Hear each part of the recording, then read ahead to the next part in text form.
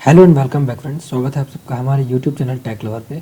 और आज हम आपके सामने फिर से प्रस्तुत हैं अपनी एक नई वीडियो के साथ, जो कि ऑटो साइकिल पर होने वाला है। और ये उसी का प्रोसीडिंग है जो कि हमने अपने आईसी इंजन्स की सीरीज़ चालू की थी। और हमने आपसे पिछले वीडियो में डिस्कस किया था अपने कार्नोट साइकिल के बारे में, जो कि एक आइडियल थ्योरेटिकल साइकिल थी। और अब ऑटो साइकिल आपकी पूरी प्रैक्टिकल साइकिल है, जिसमें आपके प्रैक्टिकल इंजन्स वर्क करते हैं। तो आज हम जानने वाले हैं उसके बारे में। तो चलिए दोस्तों, शुरू करते हैं आज के इस वीडियो को।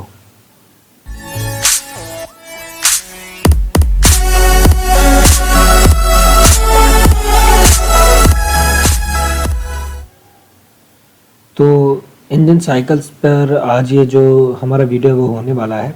तो आज मैं आपको बताने जा रहा हूँ कि दो मेजर साइकिल्स हैं जो कि अभी करेंटली यूज्ड में हैं, जो कि आपकी है ऑटो साइकिल। जिसका एक तो है आपकी ऑटो साइकिल और दूसरी आपकी डीजल साइकिल। इन दोनों का ही जो आपका नाम है ये आपके साइंटिस्ट के ऊपर ही रखा गया है, दैट इज़ ऑटो साइकिल और डीजल साइकिल। जिन्होंने इनका इन्वेंशन किया था उसके ऊपर ये रखा गया है। तो ऑटो साइकिल के बारे में अगर हम बात करते हैं तो देखिए, Otto cycle is also known as a constant volume combustion और स्पार्क इग्निशन साइकिल। आपको याद रखना है, ऑटो साइकिल जो है वो कांस्टेंट वॉल्यूम कंबशन होता है उसमें, और स्पार्क इग्निशन साइकिल भी उसको बोला जाता है। और ये यूज़ होती है आपके पेट्रोल इंजन्स में, जिसमें कि हम petrol as a fuel use करते हैं। और डीजल साइकिल को कहा जाता है कांस्टेंट प्रेशर कंबशन या फिर कंप्रेशन इग्निशन साइकिल। और डीजल साइकिल वो होती है जो कि आपको डीजल इंजन्स में एप्लीकेबल होती है। तो ये दो मेजर साइकिल्स हैं जो कि आप भी देखते होंगे अपने एवरीडे लाइफ में, जो कि जैसे आपका जो भी व्हीकल है वो या तो पेट्रोल से चल रहा होगा या डीजल से या फिर सीएनजी से। तो हमारी ये दो साइकिल हैं जो कि इस प्रोसेस को गवर्न करती है। उसके बाद देखिए, these cycles can configured as other two stroke cycle in which the piston produces power on every downward stroke, और four stroke cycle in which the piston produces power every other downward stroke. तो यही Otto और Diesel cycle आपकी two stroke cycle, मतलब two stroke engine में भी use हो सकते हैं और फोर स्ट्रोक साइकिल में भी। बस क्या रहता है, देखिए इनका जो ड्यूरेशन रहता है वो हम कम कर देते हैं। जैसे हमारा जो पिस्टन का एक स्ट्रोक रहता है, उसमें टू स्ट्रोक इंजन में हम एक ही पिस्टन के स्ट्रोक में हम दो प्रोसेस को कंप्लीट करवा लेते हैं, और जो कि बची दो प्रोसेस होती है उनको अदर वाले स्ट्रोक में करवा लेते हैं। और बाकी फोर स्ट्रोक साइकिल में क्या होता है, हर एक स्ट्रोक में हर एक प्रोसेस होती है। तो यही आपका बेसिक डिफरेंस है। इसके बाद आता है ऑटो साइकिल। ऑटो साइकिल में देखिए, सबसे पहले तो आप जानते ही होंगे इसके जो प्रोसेस हैं। मतलब पहला प्रोसेस तो आपको क्या है कि इनटेक वाल्व ओपन होगा। उसके बाद इनटेक स्ट्रोक में जो कंबस्टिबल मिक्सचर होगा आपका एयर और फ्यूल का, वो कंबशन चेम्बर के अंदर आएगा और फिर वहाँ से सारी चेंज चालू होंगी। अब देखिए, पूरा जब मिक्सचर आ जाएगा अंदर, उसके बाद कंप्रेशन स्ट्रोक चालू होगा। मतलब आपका जो पिस्टन है वो फिर बीडीसी से टीडीसी की तरफ जाएगा। और फिर देखिए नेक्स्ट है, जो जैसे वो टीडीसी के पास पहुंचेगा वैसे ही जो आपका स्पार्क होगा मिक्सर को इग्नाइट करेगा, और जैसे ही आपका वो कंप्रेशन स्ट्रोक एंड हो रहा होगा। उसके बाद जब इग्नाइट हो जाएगा, इग्निशन हो जाएगा, तो कंबशन प्रोसेस होगी। उसके बाद वो जो आपका हो, उसके बाद जस्ट कॉन्सिक्वेंटली होगा वो आपका होगा एक्सपेंशन, या फिर इसको हम कहते हैं power stroke, resulting from combustion of the fuel air mixture. Power stroke बनेगा। उसके बाद तो फिर पिस्टन टीडीसी से बीडीसी जाएगा, और फिर जब पावर ट्रांसफ़र हो चुकी होगी उसके बाद फिर बीडीसी से टीडीसी में आएगा। तो उस टाइम पे आपका एग्जॉस्ट वाल्व ओपन रहेगा और जो बर्न्ड गैसेज रहेंगी वो बाहर निकल जाएगी। इसके बाद देखिए, ये आपका ग्राफ है, आप यहाँ पे देख सकते हैं आइडियल ऑटो साइकिल इस तरह से वर्क करती है। जो आपका फर्स्ट से सेकेंड प्रोसेस है, इसमें आपका जो होगा वो सक्शन होगा पहले एयर और फ्यूल के मिक्सचर का। तो देखिए वॉल्यूम यहाँ पर था, इसको V1 मान ले सकते हैं आप, और इसको V2 मान सकते हैं। तो 1 से 2 जो प्रोसेस होगी, इसमें आपका होगा एयर का आइसेंट्रोपिक कंप्रेशन 1 से 2 में। तो आपका जैसे मतलब आइसेंट्रोपिक प्रोसेस का मतलब है आपका कांस्टेंट एंट्रोपी रहेगी जब कंप्रेशन होगा। ड्यूरिंग कंप्रेशन जो एंट्रोपी होगी वो कांस्टेंट रहेगी। उसके बाद जो सेकंड से थर्ड है, सेकंड से थर्ड आपका जो है वो कांस्टेंट वॉल्यूम कंबशन है। मतलब हम जो यहाँ पे हीट ऐड कर रहे हैं, हीट ऐड हम कैसे कर रहे हैं, देखिए जो हमारा स्पार्क होगा वो उसके बाद फ्यूल एयर के मिक्सचर को कंबस्टिबल मतलब जलाएगा। तो वहाँ से आपका हीट एडिशन होगा, मतलब वो जो फ्यूल की एनर्जी है वो कन्वर्ट होगी हीट में, और वहीं से हमको एनर्जी मिलेगी। और फिर थर्ड से फोर्थ आपका आइसेंट्रोपिक एक्सपेंशन होगा, जो कि आपका पावर स्ट्रोक के जस्ट बाद होगा। और फिर 4 से 1 आप यहाँ पे देख सकते हैं, यहाँ पे कांस्टेंट वॉल्यूम आपका हीट रिजेक्ट हो जाएगी। तो ये 4 प्रोसेस आपको याद रखनी है। अभी जैसे हमने अपने कार्नोट साइकिल वाले में पढ़ा था, उसमें 2 आइसोथर्मल और 2 एडियाबैटिक होती हैं, वो हमारा हीट इंजन। वैसे ये भी है, लेकिन इसमें हमारा आइसेंट्रोपिक कंप्रेशन और कांस्टेंट वॉल्यूम कंबशन होता है। क्योंकि देखिए कार्नोट साइकिल जो थी वो पूरी तरह से आइडियल थी और थ्योरेटिकल थी, वैसी चीज़ें हमको प्रैक्टिकल में कर पाना अभी तो काफ़ी मुश्किल है।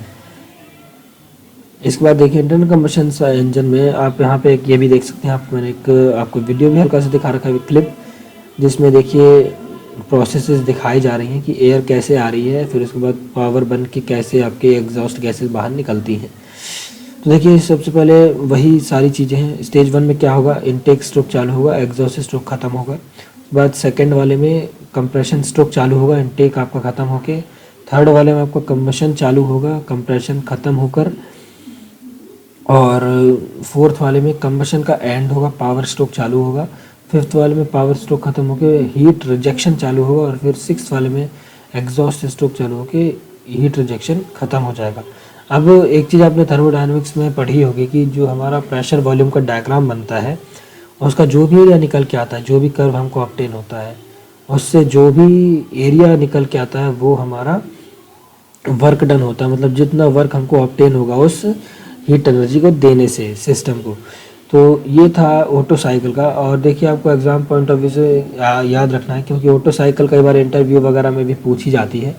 तो कैसी प्रोसेसेस होती हैं, क्या ड्यूरेशन है, क्या मतलब प्रोसीजर सीक्वेंस है, वो सारी चीज़ें पूछी जाती हैं। तो आपको वो चीज़ें याद रखनी है। और वर्क जो हमको ऑब्टेन होगा वो आप पीवी डायग्राम से निकाल सकते हैं। मतलब अगर मान लीजिए कोई भी इंटरव्यूअर है, अगर आपके सामने वो कोई ऐसा ग्राफ, कोई भी ऐसा मतलब एनक्लोज्ड एरिया बना के देता है, क्लोज्ड एरिया, तो वहाँ से आप पीवी डायग्राम से उसका एरिया कैलकुलेट करके आप बता सकते हैं कि आपको कितना वर्क मिलेगा। तो पावर जो होगी, जो भी आपका वर्क डन निकलेगा, वो आपका पावर होगी वर्क टाइम्स साइकिल्स पर सेकेंड। तो जितना भी आपका एक साइकिल में कितना वर्क मिल रहा है वो पर सेकेंड में, वो आपका हो जाएगा पावर। इसके बाद हम थोड़ा एक वीडियो देखेंगे जिसमें आपको और भी थोड़ा क्लियर होगा।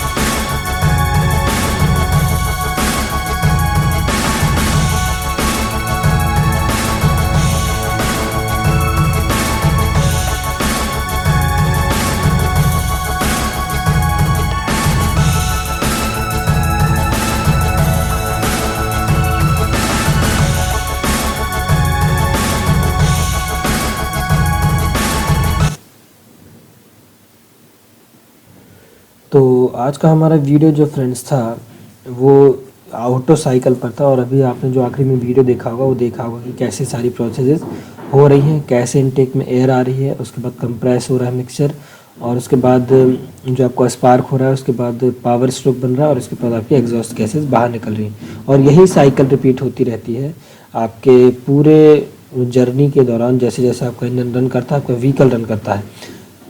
तो उम्मीद है फ्रेंड्स आपको आज का हमारा वीडियो अच्छा लगा होगा और आपको कुछ जानने को मिला होगा। देखिए जो भी आप कमेंट करना चाहें आप उसके लिए बिल्कुल फ्री हैं, आप अपनी डिमांड कर सकते हैं। आपको जिस चीज़ के बारे में भी जानना है इंजन से रिलेटेड, वैसे अभी हम अपने वीडियोज़ में आगे प्रोसीड कर रहे हैं, तो हो सकता है कि जो आपके टॉपिक्स हों वो हम आगे कवर करें।